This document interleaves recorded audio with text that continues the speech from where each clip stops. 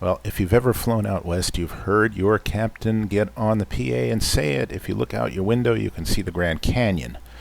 Only in this case, today, if you look out the window, you can kind of sort of make out what kind of might be the edges of a Grand Canyon-like object. We are at Grand Canyon Airport, just next to the Grand Canyon, and somewhere down there in the muck and the mire is the IXEG 737-300. And it is currently right now laying waste, it looks like, to a King Air with its jet blast, but we have set up the weather this way because, we're going to do the flight we did yesterday in a way, the approach into Aspen Pitkin Airport. Only instead of flying the localizer approach, which is fairly benign, we're going to fly the RNAV approach, which is pretty steep towards the end, and it can get just a little bit, if you'll forgive me, a little bit rocky, and we're going to do it in bad weather. So it should be fun. We are going to basically just fly out to the Grand Junction VOR. We're going to loop around to the north of Aspen, almost on top of Eagle County, which is Vail Airport, and that should actually be able to arm itself. Let me just recycle my flight director here. And I love the sounds in this airplane. We're going to fly the Parks 2 departure out of here, which is going to be runway heading, then a right turn, and then intercept the radial, the 235 radial for Peach Springs. But I think what we're going to do is we're going to play past that as soon as we possibly can. We're going to take off the flaps 15 because one of the strictures of the departure is that we be off the ground at least 1,800 feet before the end of the runway to, I guess, ensure terrain clearance and all the rest of it. So anyway, again, I'm kind of doing this because I watched the Pilot Edge gang do it into that airport, and they were flying suicide operations, departures out 3-3, and arrivals on 1-5, and it just looked like a whole heap of fun. So we're going to try and do it again. It really isn't advisable to fly a 737 into this airport. As a matter of fact, it's not allowed. It's got wingspan and I think weight limitations as well. But, you know, I was going to get the current weather, but now that I've set weather in X-plane, I am not entirely sure how I get the current weather. So what I'm going to do is get the airport elevation and set the altimeter to match airport elevation. So I'm just going to, because of my ongoing rendering and capture problems, I'm going to do this on an iPad right now. And Grand Canyon Airport elevation 6608.7. So just adjust our altimeter until we get that right. I don't know how to work with handmade weather in this because the altimeter setting it specifies is above sea level, and well, hell, I don't know. All right, our V speeds are 19, 20, and get those at 80. Get that one to 19. Get that one to 20. We've bugged up 129, and actually the way the airplane flies, it will fly, I think it's V2 plus 20. So we don't have to worry about manually setting V2 plus 20 or 15. We just set that, and that's good. And at the moment, we are going to take off in no particular mode and not be in heading select mode because we've already pre-selected the heading we're going to turn to 3 miles out. Which really means that to do this right, what we ought to do, and I'm going to risk this here, is we ought to check our departure procedure. Parks 2. 3 miles from Grand Canyon, which is 113.1. So we'll set that in nav 2. And we will not worry about where it is particularly. We'll just worry about the DME, and it's 0.4 right there, so 3 miles will make our turn. In any case, our pressurization is set. We're going to climb to 310, maybe. Taxi lights are on. APU is off. Pressurization is set to flight. MCP is set. Flight directors are set. I think we can go flying.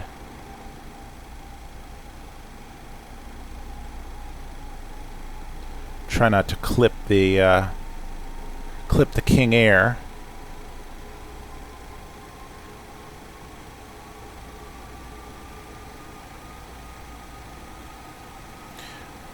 We're in Delta colors because I don't want to embarrass my American Airlines friend.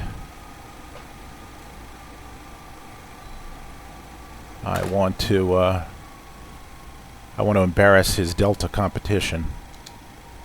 All right, here we go.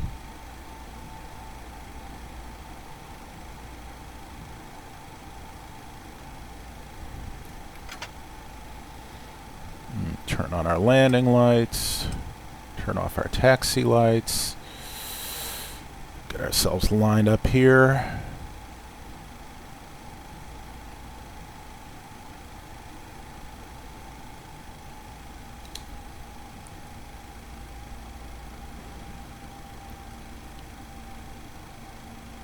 And there we go. Test our brakes. Already checked our controls. Sparks on continuous. Let's show off the logo loud and proud. Ice protection. You know what? We'll turn on engine anti-ice. And turn on our strobe. Get one last look before we commit to the wild blue yonder. And we are not going to derate this takeoff at all.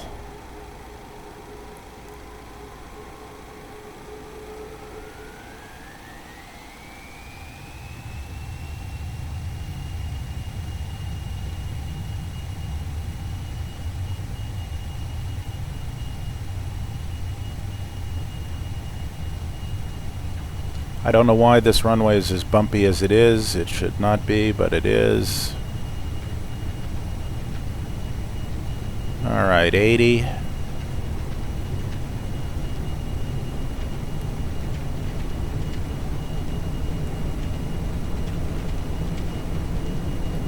And V1. And rotate. And up we go. Let's fly the flight director here.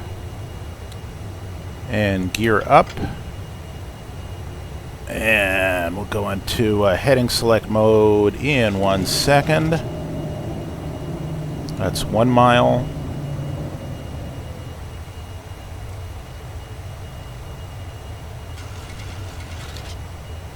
And that's 1.6 miles. Stay on runway heading.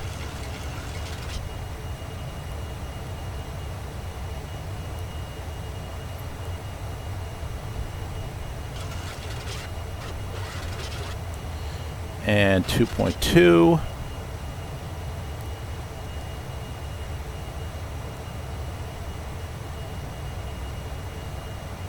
And coming up on 3, we'll start our turn. Okay, make our turn. 270.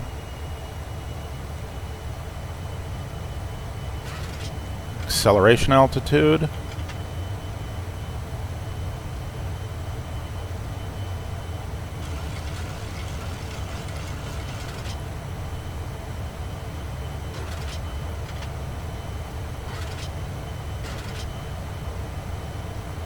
We'll spin up our speed in 1 second. Okay, there's 270. Heading, not speed. And we'll bring up our speed just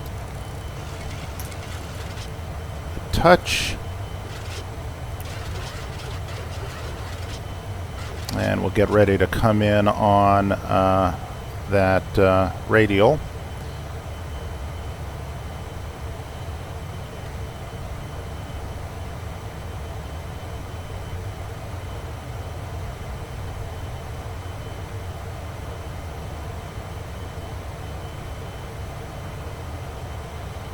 And we could just get it to LNAV and do it that way, but, you know, where's the fun in that?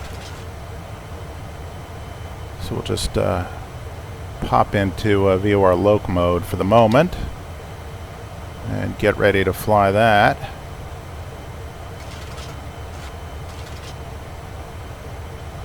Get into IAS mode, or I'm sorry, that would be level change mode.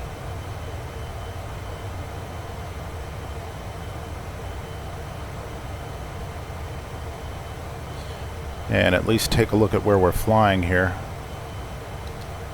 before we bid it a fond farewell.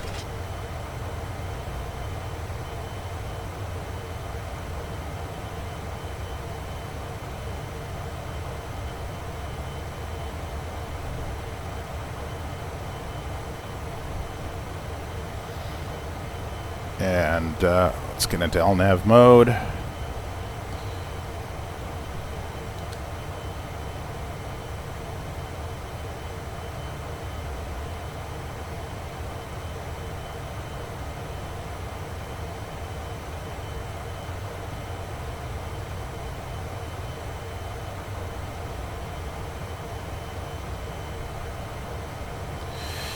And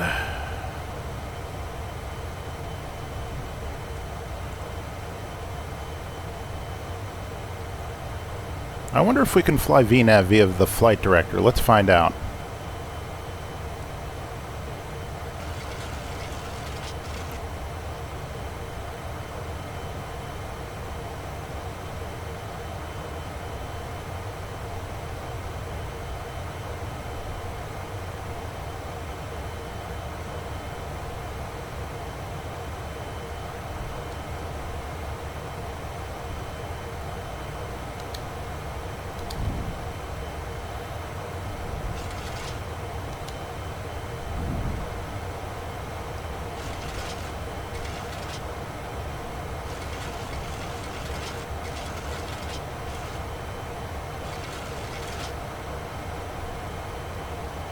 So here we come on our route. Square up that heading bug.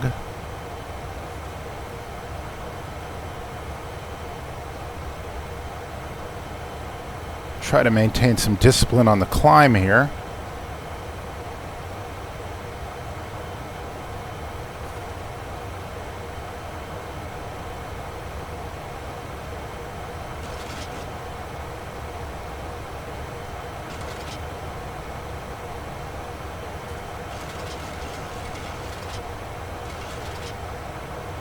There we go. And now let's go direct to Grand Junction. Is it going to let us?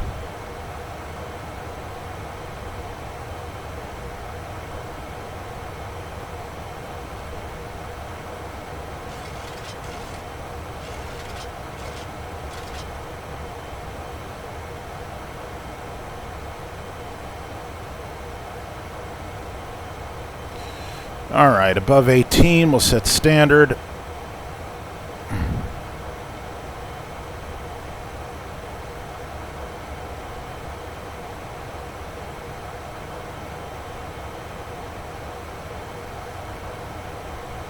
This may give us the same flakiness we got before when trying to do something a little bit unorthodox.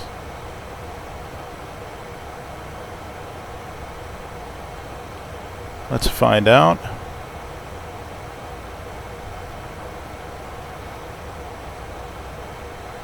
Okay, I do not want to be in VOR Loc. I want to be in LNAV. There we go.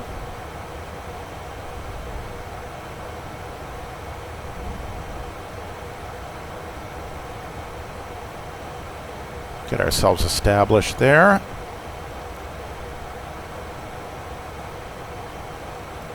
Get our lights off.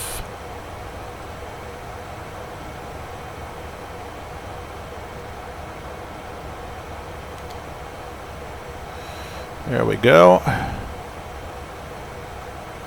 This is a very docile plane to fly once you trim it out and let it get settled. Bring the heading bug around.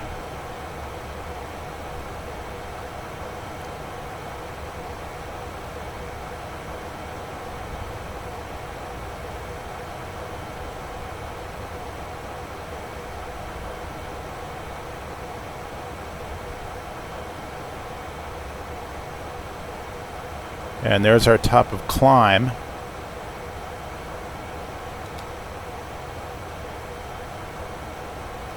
There are our clouds. Look pretty good.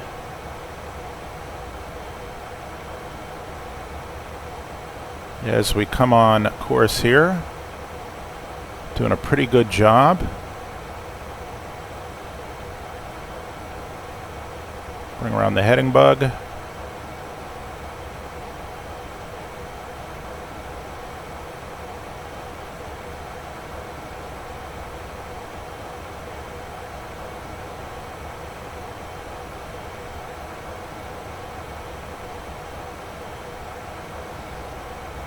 Alright, we are climbing quite nicely. And I am barely touching the controls.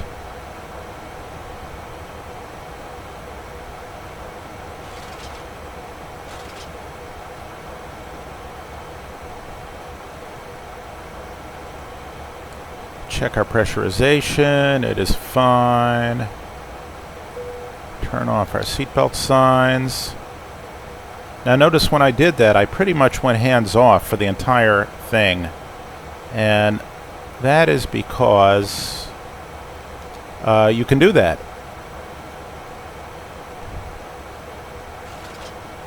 A well-modeled airplane and a well-rigged airplane shouldn't, in real life, be shooting all over the sky.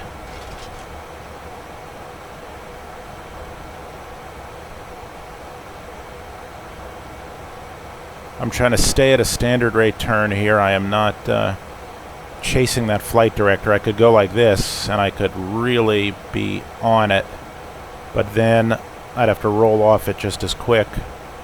Like so. And like so. And no need.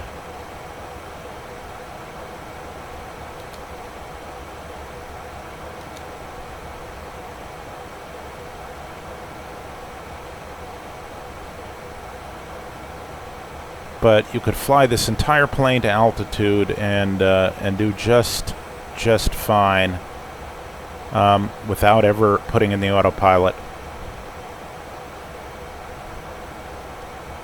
Maybe we'll do that for the descent. That should be fun.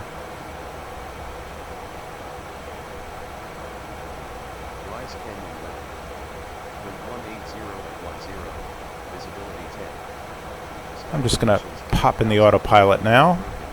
10,500 scattered, 16,500. Now the question I've got is, does the ATIS reflect the weather that I have set or the real weather? Let's find out. Well, we'll find out in a second when we get closer to to Aspen. But that'll be interesting to know. Let's make sure. Turn those lights out. Don't need them. We are still nicely pressurized. Turn off the anti-ice. Done. We're comfy in the cabin. That is good. And as you can see outside, we've got a pretty decent complement of clouds here. I've got a new NVIDIA video driver in. With any luck, that is giving us some better frame rates. I don't have a lot of anti-aliasing on, but then again, we're running 4K, so we don't need it as much. And we'll just see how we get on. What I've done in our descent, and let me just make sure I've got the right approach set up, is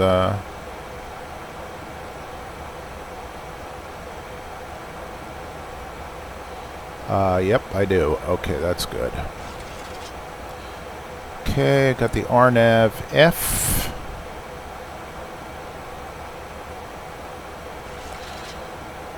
And we are about 40 minutes from top of descent, maybe a little bit less.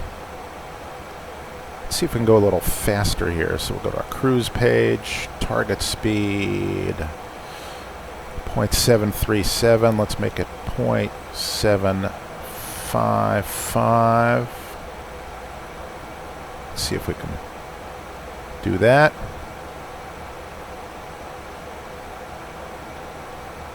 Looks like we're coming right up on top of descent, and it is now latching onto that new target speed. Notice the auto throttle's rolling up. Let's get some nav aids set just because I'm scared. This is a scary approach, and we're going to need, not going to need, but we ought to have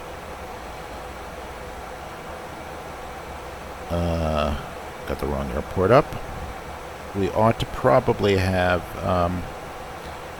some radio nav aids backing us up.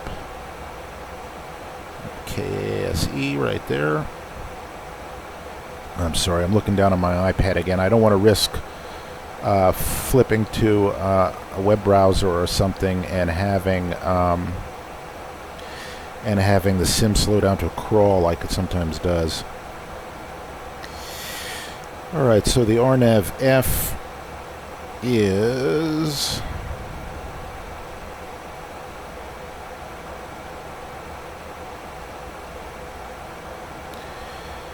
alright, our mist, it's flying in on a 166 heading, or a 166 radial, even though it's using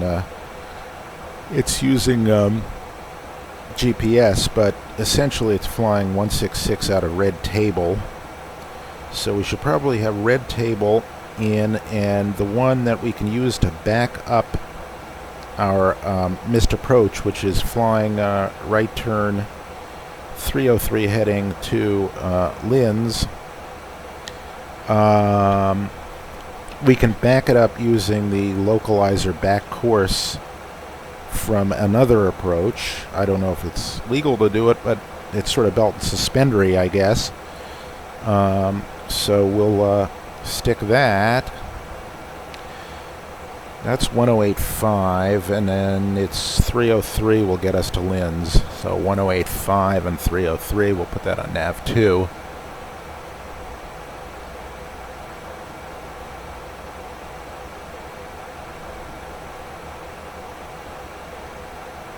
I wish I could switch nav sources and things like that. 105 and 303.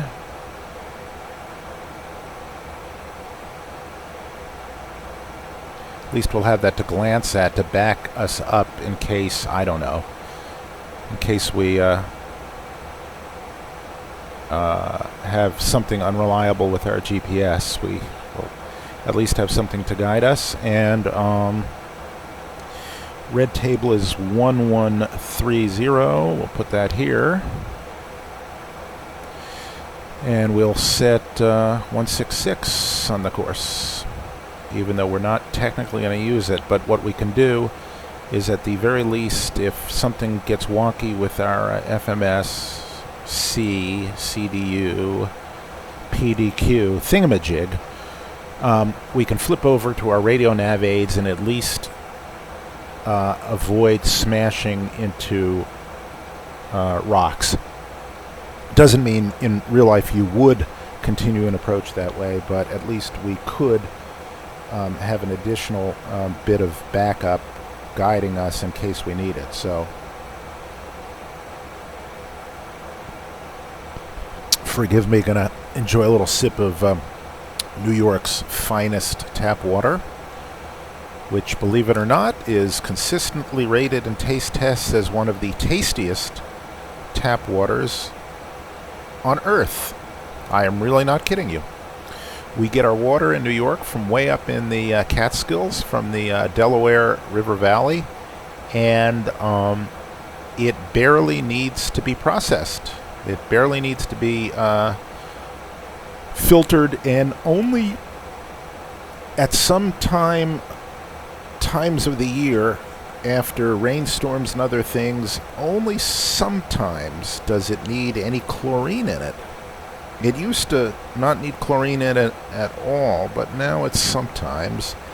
And they just built a new plant for one of the big tunnels coming in here. There are now 3 tunnels coming into New York. The third one, tunnel number 3, oddly enough, has been under construction literally for 3 generations of tunnel workers, of sand hogs.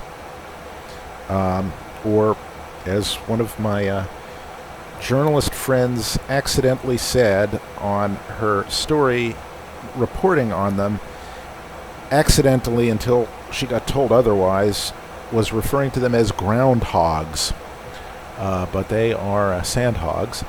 And the job passes down through generations. So there are people right now working to finish the number 3 water tunnel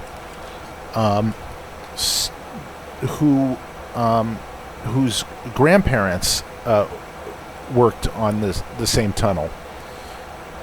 It is massive. It is one of the biggest infrastructures on Earth, and it is going on deep underground. And because of it, unless you live near a tunnel entrance where one of the shafts is that goes down to it, and I just want to say shaft again, you're damn right.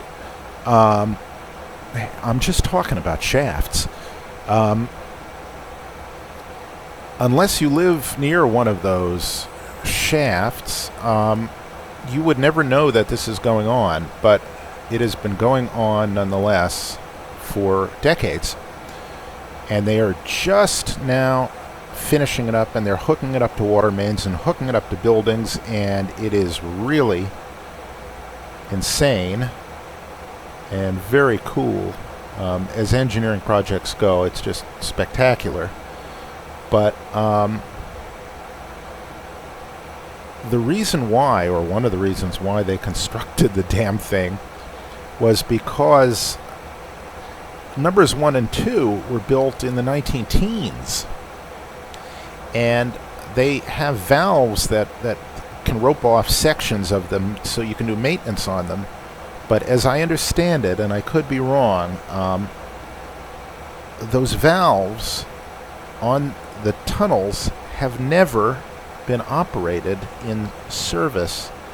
And I gather the reason why is simply because they didn't want a valve to break or stick, thereby taking out an entire water supply for half the city. So, we're going right over this. I think this is the Snake River Canyon. So one of the reasons why they built tunnel number 3 was so that at some point they could, at least temporarily, shut down one or two for service and not worry, for instance, about shutting it down and then not being able to get it going again. So it is completely, utterly insane what they've been doing, but there it is. That's what they do.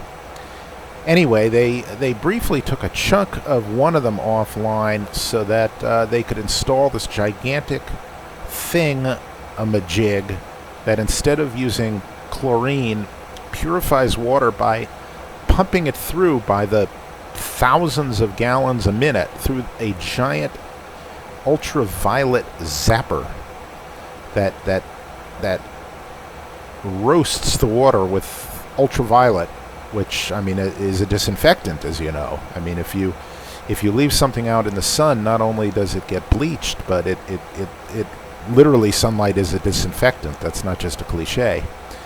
And so they built that thing, but you know, by and large, New York water does not need a lot of processing, and it's one of the miracles of this big, crowded, beautiful city that I live in that sometimes gets overlooked.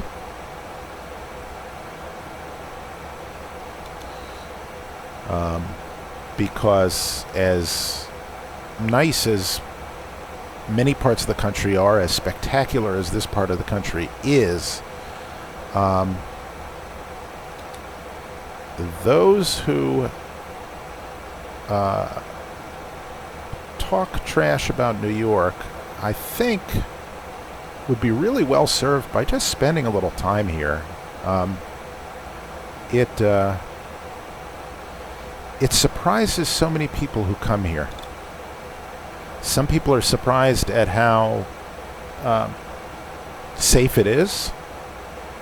Some people are surprised at how many spots in the city are like unspoiled countryside. Some people are surprised that people are nicer than they thought. And some people are surprised that hookers charge how much? No, I'm kidding. Honestly, I'm kidding. I'm joking. I am just joking. The hookers aren't that expensive.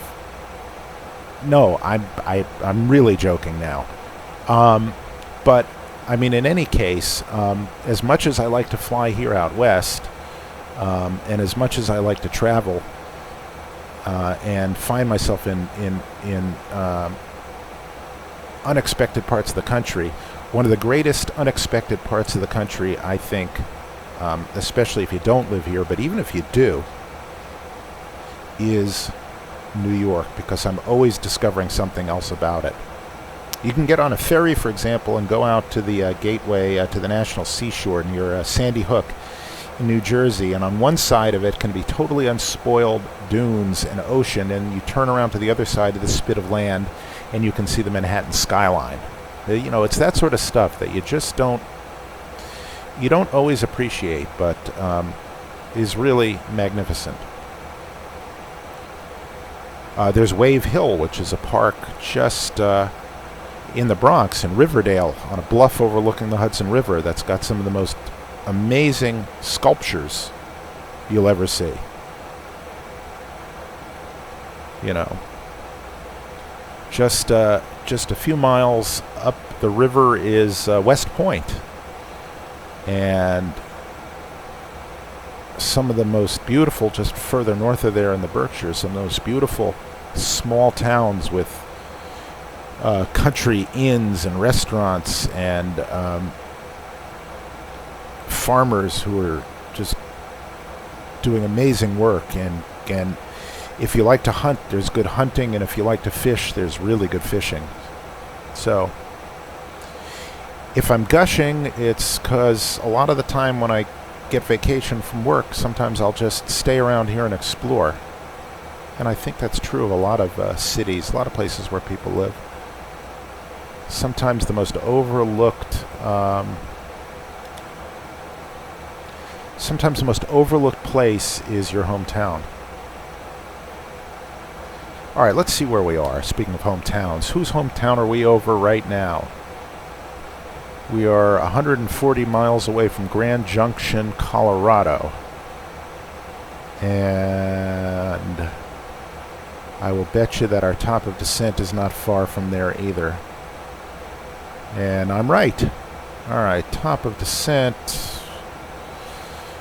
is coming up in about 15-20 minutes, the way we're going.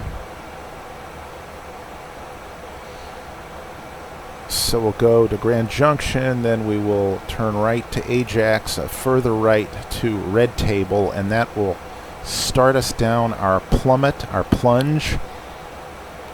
We are going to try to stay on profile.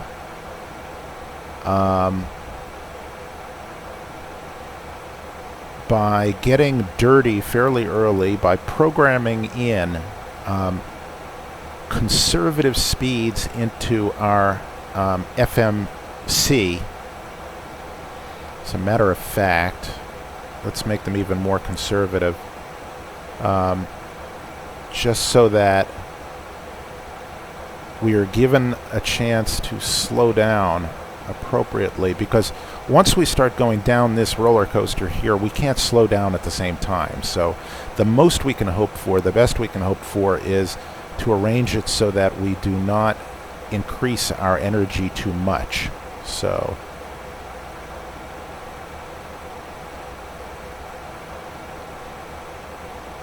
oh, and by the way, here, a moment of silence. We'll just step outside a minute for the late, the great Gene Wilder. Gentlest soul you would ever want to see on screen, and I was privileged. I met him once, one of the gentlest souls you'd ever want to meet. So, a moment of silence for Gene Wilder.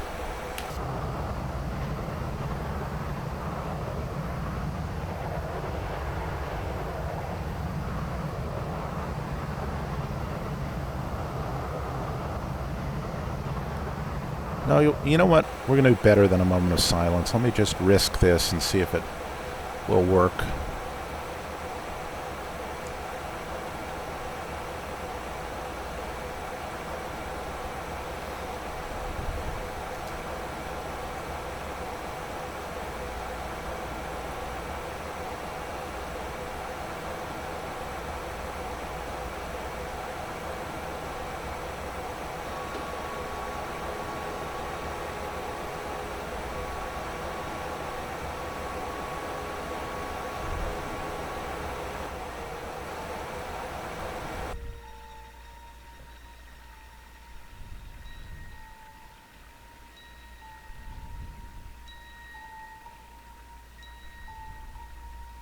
Hold your breath. Make a wish. Count to 3.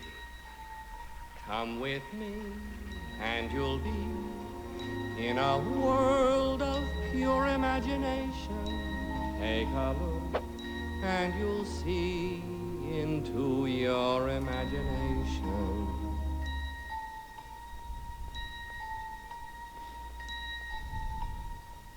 We'll begin with a spin, traveling in the world of my creation. What we'll see will defy explanation.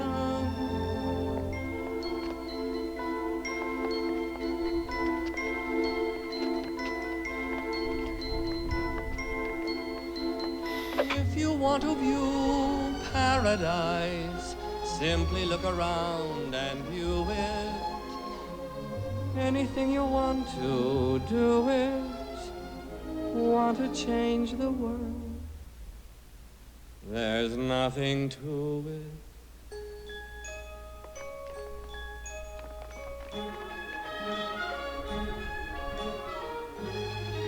Hurry up, Violet! This way, Grandpa.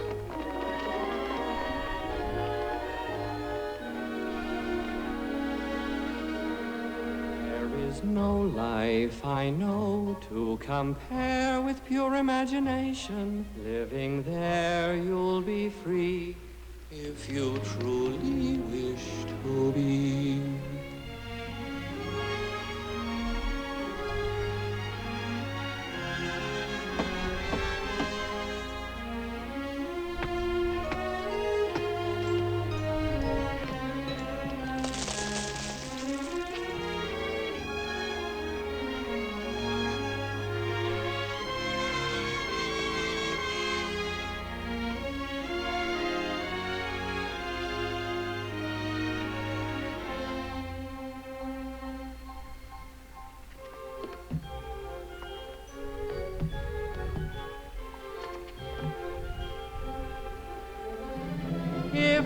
want to view paradise, simply look around and view it. Anything you want to do it. Want to change the world, there's nothing to it.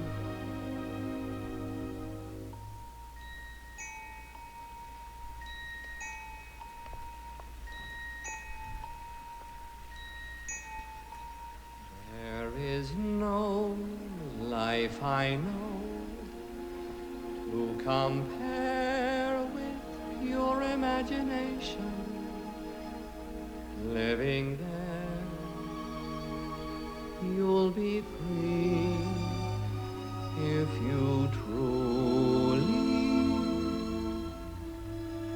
wish to be.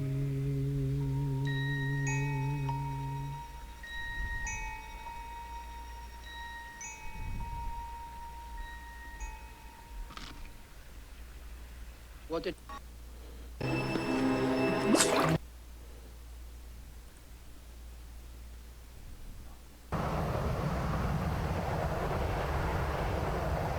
The great and the good Gene Wilder.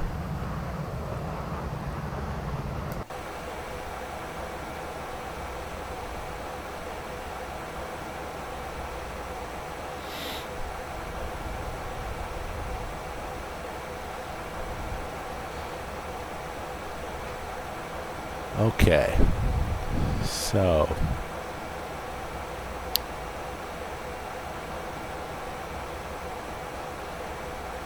looks like we have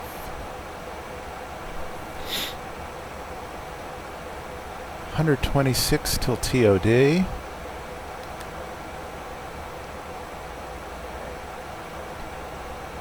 And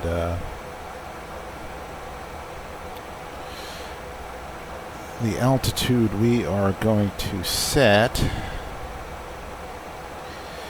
well, theoretically we should set the altitude for the beginning of our approach, which is going to be red table, which is 12.9 if I'm not mistaken. Actually 12.9 is after red table, so it's like it's 13.7 to red table.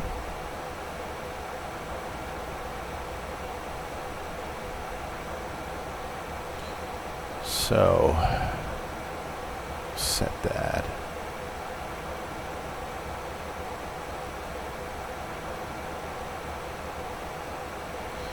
And I believe we're going to trust the machine on this one. We'll see. We'll trust but verify.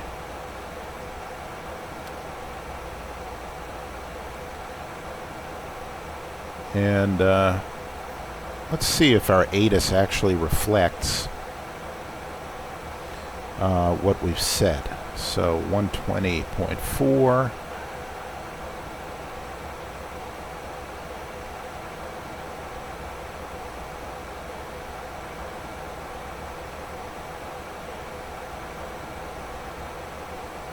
Well, we're probably not going to be picking it up yet. But it looks at least like red table is alive.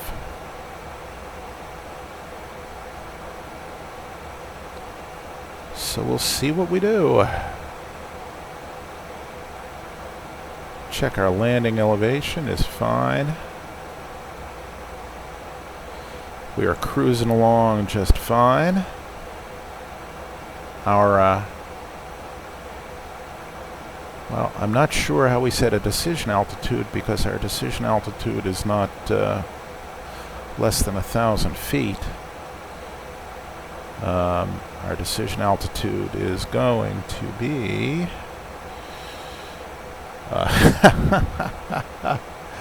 10,200 feet. All right, well, it's, I guess, considered a circling arrival. with the last bit of the glide path being 6.49 degrees down, which we'll probably have to achieve with a slip. Probably.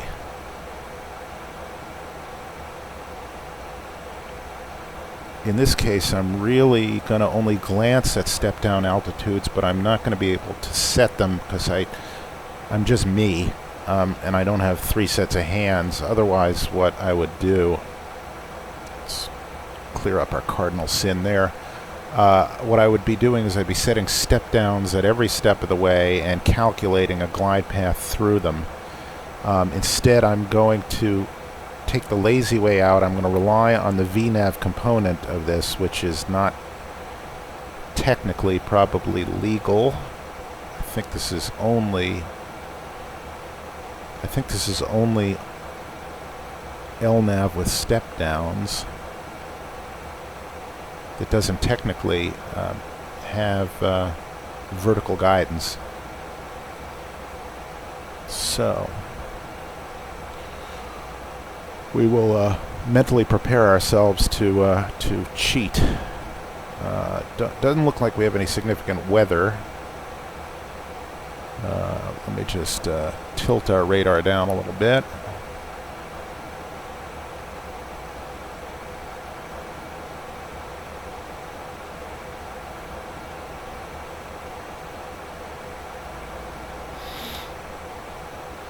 No, nothing to speak of. It's all going to be gunky, broken, and overcast, but it's not going to be thunderstormaceous. Thank goodness. But we are going to by no means be flying VFR. So 137 away from our initial approach fix right now, and we're coming in hot. Get our V speed set for landing. We are going to definitely land flaps 40. We want all the drag we can get, including the outboard landing lights. What I'm not going to do is land with speed brakes out because the plane is not approved to do that. I'm not entirely sure it's approved to slip as much as we might have to slip, but don't want to land with speed brakes out. So we'll land at flaps 40. And that is the RNAV, and the course, well, it says 151. But if I didn't know any better, I would swear that the course for the RNAV F15, the course really should be 166. At least that's what it shows in the chart. Unless, oh, you know what, 151 is probably the final heading. But our missed approach point actually comes before that turn, so I'm not sure what it's doing. I think that's probably just, I will bet you that that is just runway heading information. Alright, so our speeds are 128 with our wind component, make it 130 for our VAP. Get rid of all this crap here.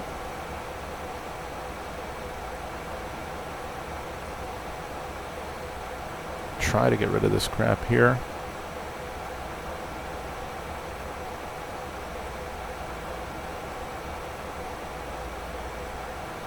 Give us 130. We'll keep that as our cleanup speed. We'll go around at 150 and flaps 15 if we have to. Oh, don't die on me now. That's just loading some weather. It's a lot of weather to load. Alright. 74 miles to TOD. Where is our TOD on our map here? I don't see it.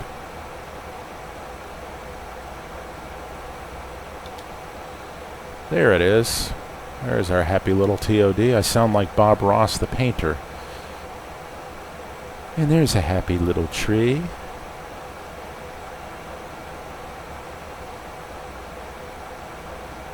And there's a happy little serial killer in his happy little white van with his unhappy passenger. No, that's not right. Come on.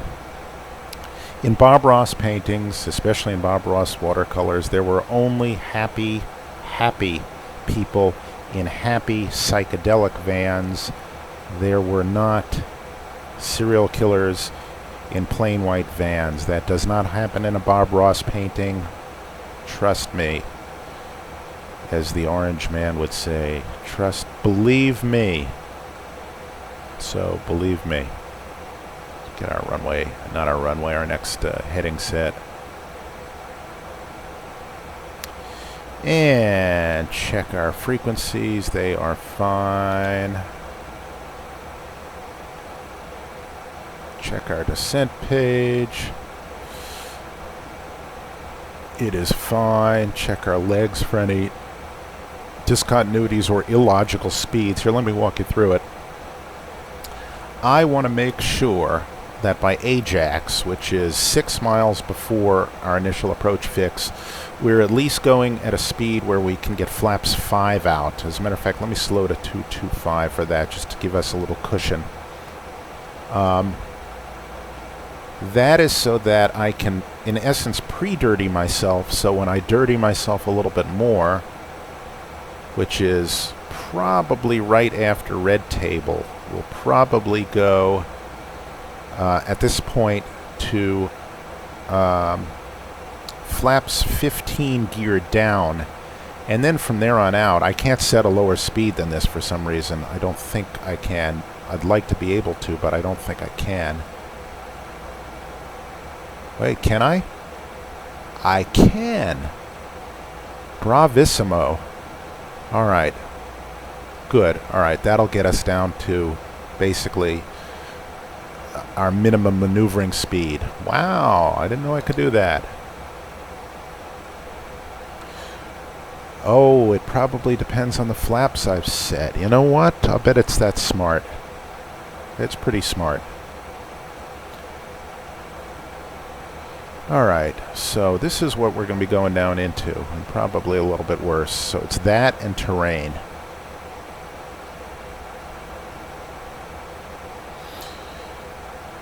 So, scale our map down a little bit here.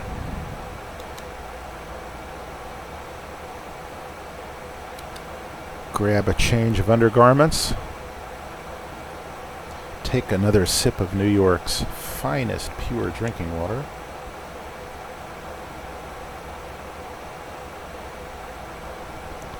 And thus fortified brief our arrival. So IAF is red table VOR. Thence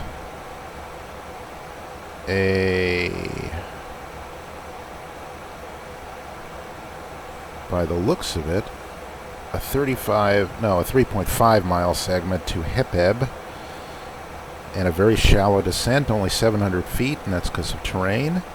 Then another 2.5 miles and a descent in that distance of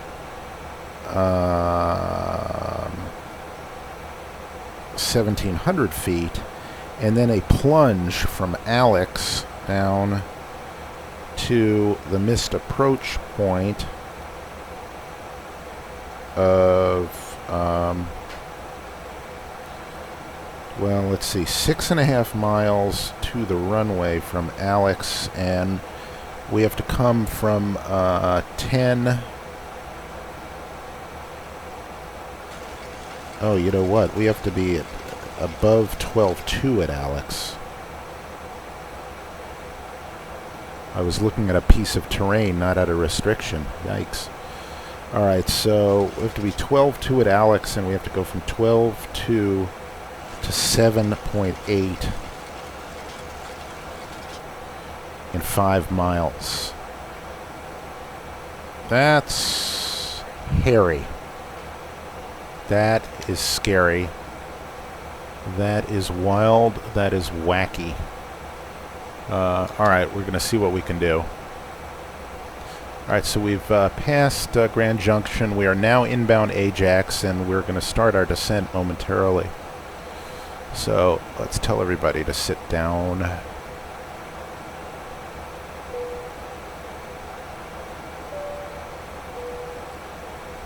Yeah, that shouldn't do that. Alright, check all of our particulars.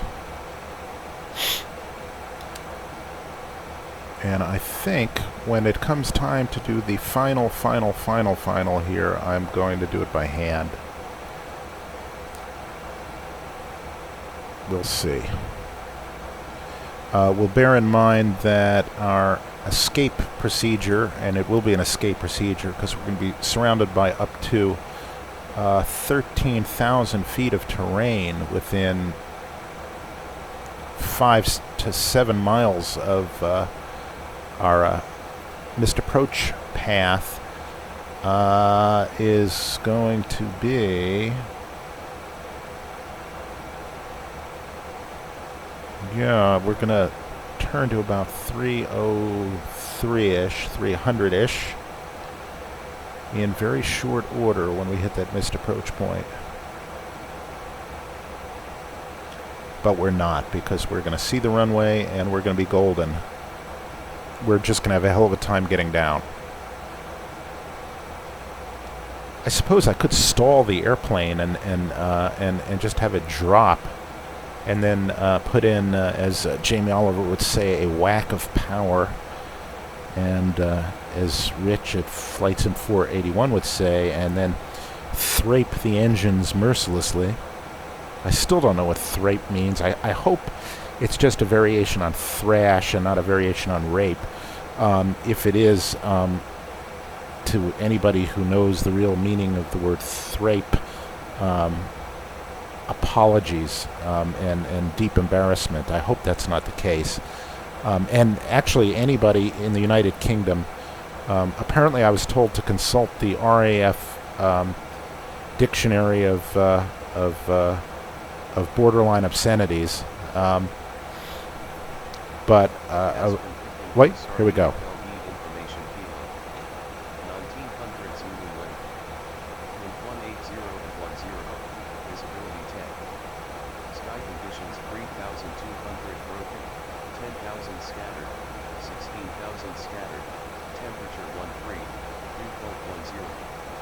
Altimeter 3027. Arriving and departing runway 15. 3027. Now, the problem is I don't think I set weather quite that bad. It's reporting scattered 3000, which could present some problems. Or worse, it might be reporting broken 3000. Let me just to avoid some embarrassment, because we actually do want to land the airplane, let's just make sure our weather's okay. Okay, low altitude, cloud layer, cloud base. Oh, there we go. That's, oh, you know what? I bet you it's reporting AGL. Alright, well then that's fine. That's fine. Would it be? Here's where I'm woefully ignorant. Would it be reporting AGL? I don't know. I'll have to look that up. Damn it. Another gap in my aviation knowledge. This is what happens when you amass a bulk of phony flying knowledge instead of real flying knowledge. Oh, it looks like it's programmed in the hold. Oh, boy. I hope it hasn't programmed in the hold, but if the hold is part of the descent, I guess I'm screwed. Well, we'll see what it does. If not, we're going to have to do a little bit of fancy dancing. Has it programmed in the hold? Just get ourselves into plan mode. Let's look at it. I wonder. So Ajax. Now let me zoom in. Oh, I hope not, in the words of Jose Jimenez. All right, red table, step, Hepeb, Alex. Oh, the hold. That hold is for, okay, good. The hold is at Gleno, and it just coincides with our approach path. That's for a missed approach. All right, good. Not that I don't like holds, but who wants to hold? All right, top of descent in 4.7 nautical miles, and it is going to ask us for drag. I have no doubt about that.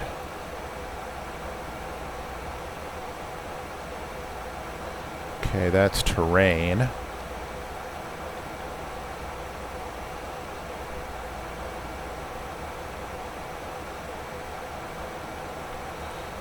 All right, it's going to be fun. We're going to have a wind of 10 knots, and it is going to be coming very slightly from our right, 30 degrees off of our nose down the runway, which will have the effect when we turn to final of pushing us away from our turn. So we're going to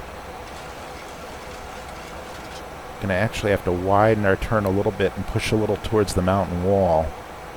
All right, so down we go. See how it handles it. Okay, so throttles are at idle.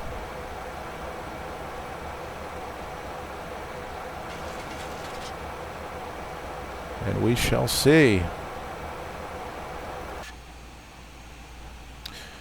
This is some ortho scenery, graciously provided by Greg, GPB 500. Made with G2 XPL, which I'm learning how to use along with Ortho 4XP. G2 XPL seems somewhat straightforward. Oh, you know what that is?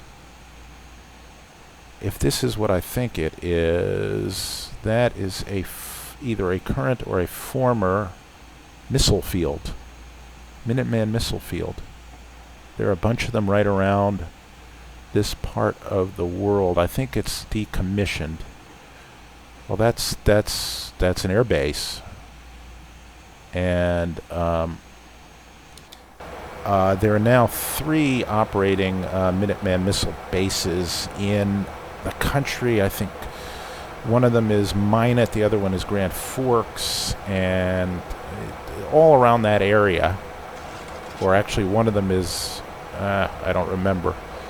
But they are sprinkled throughout this area, and they're very distinctive looking. And you certainly don't want to drive up to them, knock on the door, and ask to borrow a cup of coffee, or a cup of sugar, or a cup of whatever. All right, 34 from red table. And we have to go down to, we have to be 13.7 or above, and we'd actually like to be at 13.7 if we possibly can.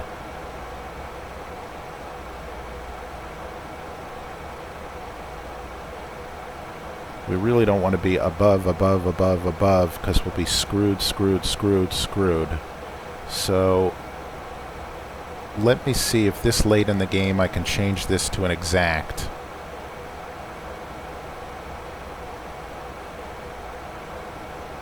Or whether it's going to just totally gag on me.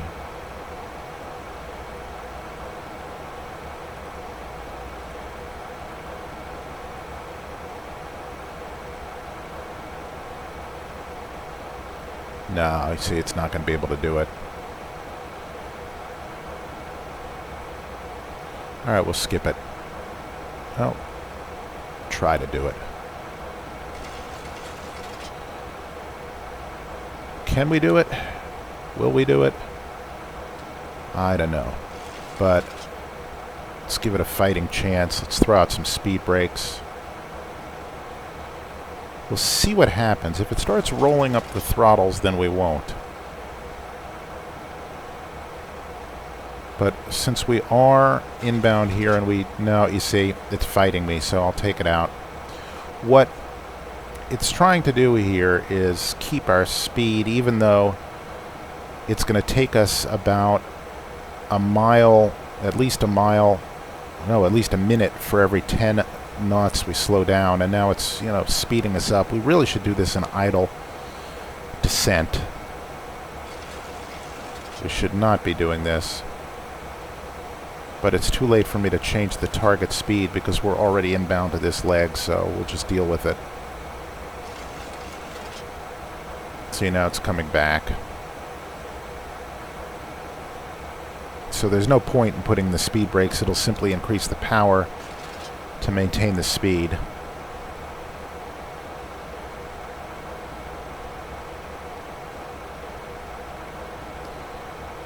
All right, our altimeter is going to be 3027.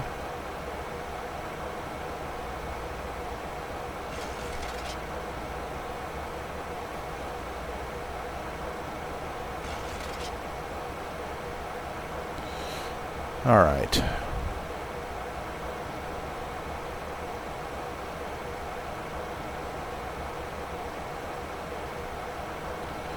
And once we cross red table, I will set our field elevation. I know we should set a decision. No, we'll set a decision altitude of 10,002.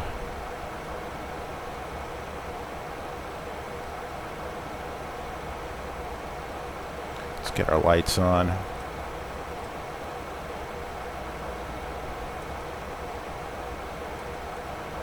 Come in burning the colors. Turn our sparklers on.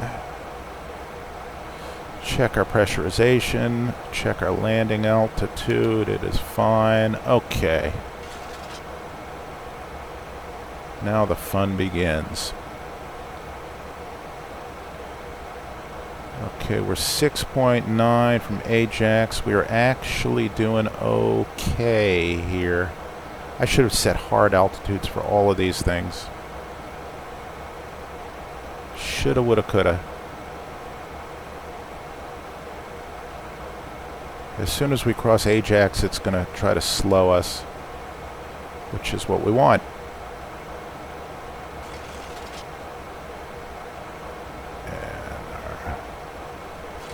And now we'll give it the drag it so badly craves.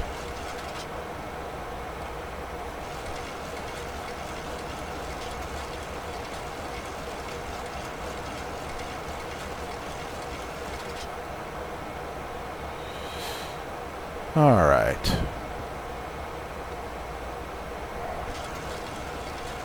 Set 120 on our heading bug. That's our next stop.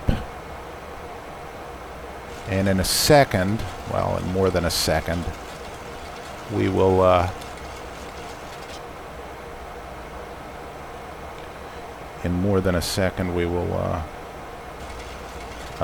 throw out our flaps. Start to.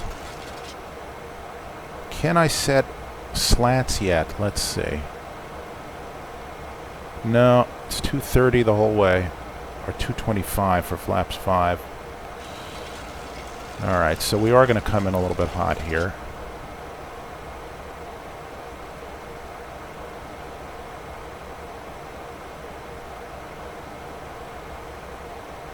Speed brakes are out. We are inbound right now. 3 miles to red table.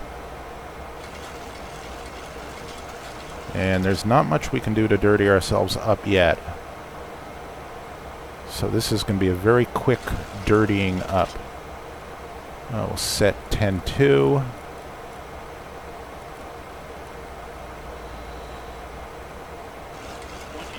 Okay, get ready. Here come our flaps. Okay. Boom. Boom, boom.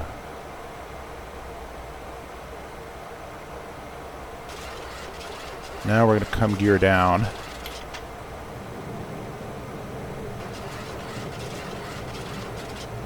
We're riding the speed brakes down at the moment. Get our heading bug set. 166. There we go. Alright. More flaps. come to flaps 15. We can do it. And now we have to take out the speed brakes. We cannot have speed brakes at more than flaps 15.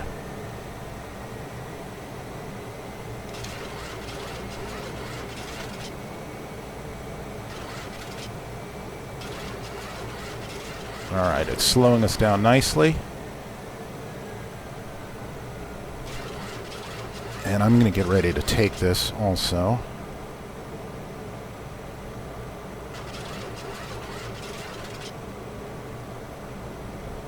And we want to be broken free of this by...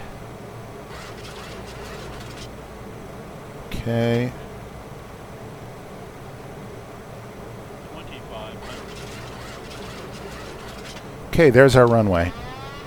So out comes the autopilot, and we broke out just in time. Now, to get us down in time, I'm going to do a little bit of a slip here.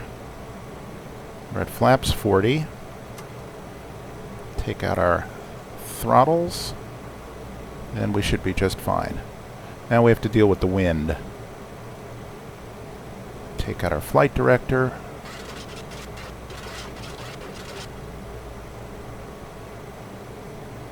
I mean, theoretically at this point we could just fly outbound a little bit here, but let's try to make it one continuous swoopy little whoosh in.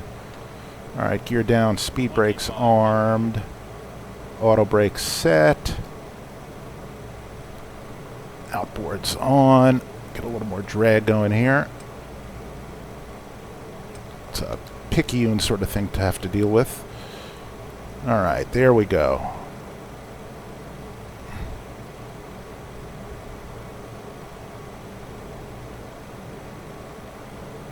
Alright, we're at idle thrust right now. A little high. 2500. Keep that slip coming. Make it a little more extreme. We'll get ready to roll in some power. There we go. I'm just going to trickle some power back in. I'm going to trim up for our slower speed. Still got a slip going here. I'll remove it in a second and start correcting for our crosswind. There we go. Okay, we got one red. And now we got two. We can pitch up, slow to our final approach speed. Get some power back in because we're going to need it. 1000. There we go.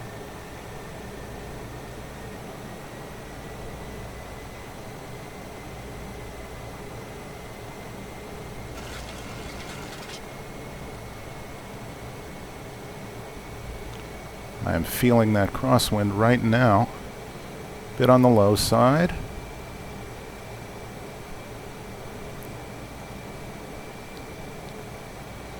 Narrow little runway. It's 100 feet wide. 500. 400. 300. 200. 100. There we go. 40. 30. 20. 10.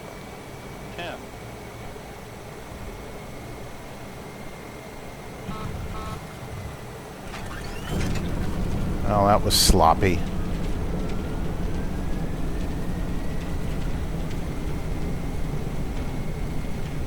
All right, well...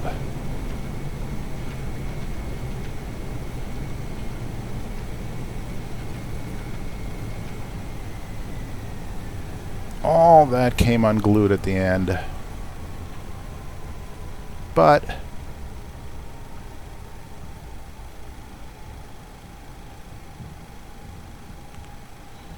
a little gusty, a little bit messy. Let's see what it looked like. And look at the terrain around us. And I think I nicked something on my autopilot there because it left some of it in. Yep, that's what happened. Okay. Alright, let's see what it looked like. I don't know if I want to see what it looked like.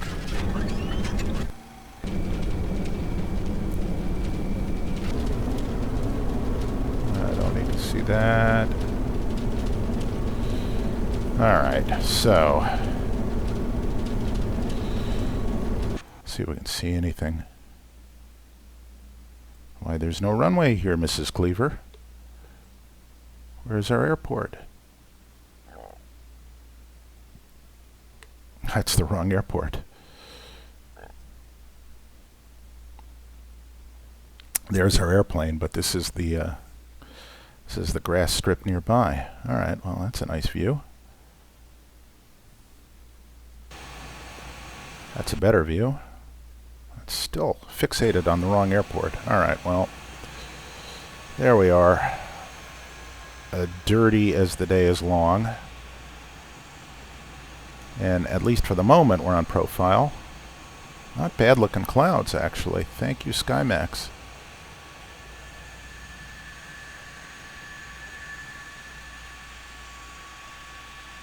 Like a moron, I'm dicking around with my outboard landing lights here when I should be focusing on, you know, landing. Alright, so there we are. We're in reasonably decent shape. And we still can't see. Alright,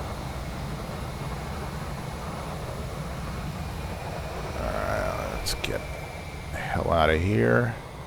Get a good vantage point. Alright, now watch how I get bent out of shape at the end.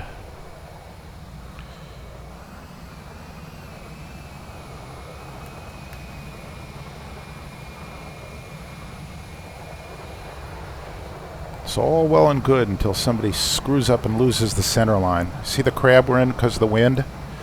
And now I just, look at how awkwardly I decrab there. Look at that. Oh, where are we? Well,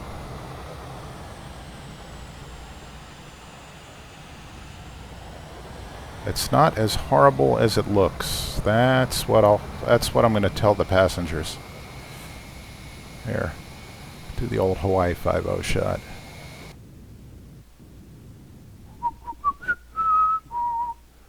Whoa, not that far. No.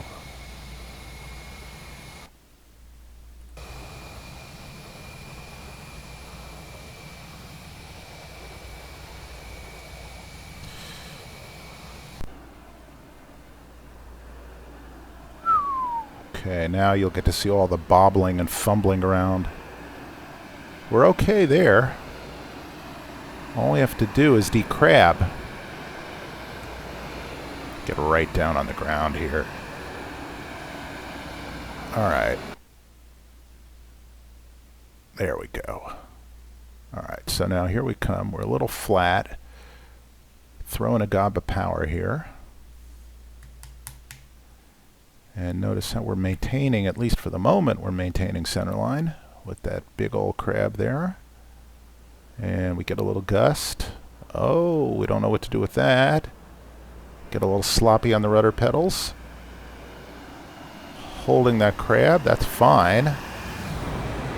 But now, oh, hello.